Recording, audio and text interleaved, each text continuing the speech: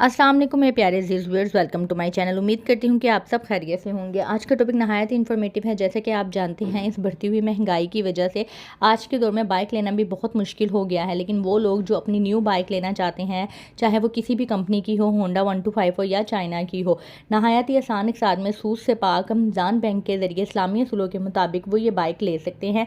किस तरह से ले सकते हैं, क्या क्या डॉक्यूमेंटेशन होंगी और किस तरह से वो अप्लाई कर सकते हैं, ये सारी चीज़ें मैं इस वीडियो में बताने वाली हूँ। इसके अलावा आपको माहाना किस्त कितनी देनी होगी, ये इन सारी चीज़ों के बारे में मैं आपको इस वीडियो में डिटेल में बताऊंगी। अगर आप मेरे चैनल पर न्यू हैं तो जल्दी से चैनल को सब्सक्राइब कर लें ताकि मेरे आने वाली हर इन्फॉर्मेटिव वीडियो आप तक रिसीव हो सके। मिज़ान बैंक लाया है मिज़ान अपनी बाइक के नाम से एक फाइनेंसिंग स्कीम, जिसके ज़रिए आप बाइक को नहायत ही आसान एक साथ पे अपना बना सकते हैं। इसका मतलब क्या है कि मिज़ान अपनी बाइक फाइनेंसिंग जो है वो इस्लामी असूलों के मुताबिक मुसावमा बेस्ड है। और इसमें होता क्या है कि बैंक जो है वो व्हीकल परचेज़ करता है मार्केट से और सेल कर देता है कस्टमर को। किस तरह से सेल करता है, जो भी नहायत ही ये आपस में म्यूचुअली एग्रीड इंस्टॉलमेंट होती हैं, यानी कि जितनी इंस्टॉलमेंट जितनी टेन्योर के लिए वो लेना चाहता है कस्टमर, तो आपस में एग्रीमेंट करके ये नहायत ही आसानी के साथ पे एग्रीमेंट हो जाता है और जो बाइक है वो आपकी हो जाती है। इसके की फीचर्स और बेनिफिट्स के बारे में बात कर लेते हैं। ऑटो फाइनेंसिंग क्या है, जैसा कि मैंने अभी आपको बताया कि मुसावमा इस्लामी असूलों के मुताबिक इसको फाइनेंस किया गया है। ऑनरशिप क्या है, the ownership is transfer to the customer immediately after signing delivery order by customer. जैसे ही कस्टमर डिलीवरी ऑर्डर पे साइन करता है, ऑनरशिप जो है वो उसी वक्त कस्टमर की हो जाती है। प्रोडक्ट ऑफरिंग क्या क्या है, आप होंडा, सुजुकी, यामा, सुपर पावर और बहुत सी अदर जो है वो मोटरसाइकिल आप ले सकते हैं, अप्लाई कर सकते हैं। फैसिलिटी टेन्योर क्या है, कितने अर्से के लिए आप ये ले सकते हैं। ये स्कीम जो है वो अवेलेबल है 1, 2 और 3 साल के लिए, यानी कि आप 1 से 3 साल के लिए फाइनेंसिंग कर सकते हैं। डाउन पेमेंट कितनी देनी होगी, minimum 15% of cost of the vehicle, maximum 50% of the cost of the vehicle, यानी कि आप जो भी व्हीकल की मुकम्मल प्राइस होगी उसका कम से कम आपको 15% लाजमी देना होगा। यानी कि एग्जांपल दे रही हूँ, अगर आपकी 1 लाख की बाइक है तो आपको 15,000 रुपये कम से कम लाजमी शुरू में देने होंगे। और ज़्यादा से ज़्यादा अगर आप चाहते हैं कि मेरे पास आधे पैसे हैं आधे नहीं हैं, तो आपको 50% मैक्सिमम आप दे सकते हैं, 50% से ज़्यादा नहीं दे सकते। ठीक है। फैसिलिटी अवेलेबल इन किन किन शहरों में ये फैसिलिटी अवेलेबल है, कराची, लाहौर, फैसलाबाद, पेशावर, रावलपिंडी, इस्लामाबाद, बहुत से दूसरे शहरों में भी ये फैसिलिटी अवेलेबल है। प्रोसेसिंग और डॉक्यूमेंटेशन फ़ीस क्या होगी, non refundable processing fees of पीकिया 1800 विल बी चार्ज, यानी कि 1800 रुपये आपकी प्रोसेसिंग फ़ीस होगी। बाइक के लिए आप बाद में एलिजिबल होते हैं या नहीं होते, ये फ़ीस आपको रिफंडेबल नहीं होगी। इसके अलावा documentation charges will be charge at actual, जो भी डॉक्यूमेंटेशन चार्जेस होंगे उस वक्त वो आपसे लिए जाएंगे। मोड ऑफ पेमेंट क्या होगा, यानी कि इंस्टॉलमेंट आपने किस तरह से पे करनी होगी। आपको मिज़ान बैंक में एक अकाउंट ओपन करवाना होगा, उस अकाउंट के अंदर से डायरेक्ट डेबिट हुआ करेगा, यानी कि हर महीने आपके अकाउंट से इंस्टॉलमेंट की अमाउंट डेबिट हो जाया करेगी। आपको वक्त से पहले, यानी कि इंस्टॉलमेंट की ड्यू डेट से पहले अपने अकाउंट में पैसे रखने होंगे। Early termination, know early termination profit, it's mean कि अगर आप वक्त से पहले लोन को ख़त्म करना चाहते हैं तो उसके ऊपर आपसे कोई भी चार्जेस या प्रॉफिट बैंक नहीं लेगा।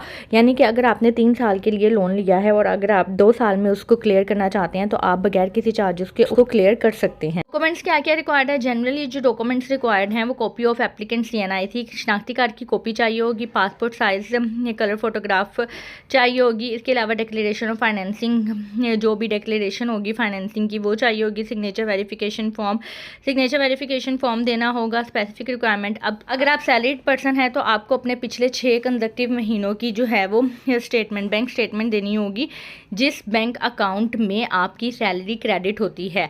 इसके अलावा आपको पे स्लिप देनी होगी, सर्टिफाइड या original. Employer certificate including tenure, designation, salary. Pay slip के साथ साथ आपको अपनी कंपनी से, यानी कि जहाँ पे आप काम कर रहे हैं वहाँ से एक सर्टिफिकेट भी लेना होगा कि आप कितने अरसे से काम कर रहे हैं, क्या डेजिग्नेशन है, क्या सैलरी है आपकी। वैसे तो ये सारी चीज़ें आपकी पे स्लिप के ऊपर ही लिखी हुई होती हैं वो मोर देन इनफ होगा, लेकिन फिर भी अगर वो सर्टिफिकेट रिक्वायर्ड करते हैं तो वो आपको देना होगा। अगर आप बिजनेस पर्सन हैं तो आपको अपने पिछले 1 साल की बैंक स्टेटमेंट देनी होगी, ठीक है, और 2 साल का बिजनेस प्रूफ देना होगा, यानी कि टैक्स रिटर्न, बैंक सर्टिफिकेट या एनी अदर डॉक्यूमेंट है।